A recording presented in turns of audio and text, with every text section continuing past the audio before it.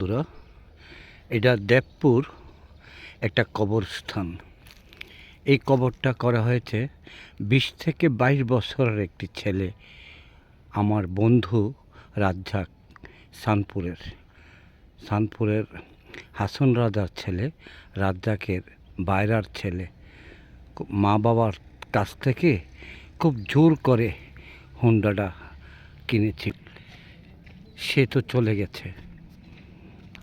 এই হুন্ডা যে চালায় এই যুব সমাজ, আমাদের সন্তানেরা, কি বলবো, আমরা আমাদের গুমতির আইলে যখন যাই তখন তাদের হুন্ডার চালানি এত বেপরোয়া, এবং সিএনজি, অটো, মিশুক এবং কার মাইক্রো ড্রাইভারদের সাথে কত দুর্ব্যবহার করে।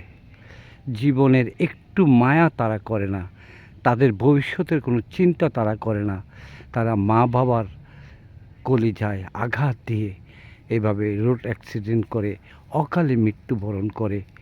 এটা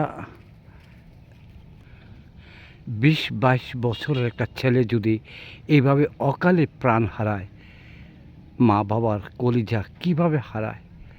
যাই হোক, দোয়া করি আল্লাহ যাতে তাকে জান্নাত নসিব করে, আর তার মা বাবাকে এই বেদনাটুকু, সন্তান হারা বেদনাটুকু সইবার তৌফিক যাতে আল্লাহ দান করে। মহান স্রষ্টার কাছে এই দোয়াই করি।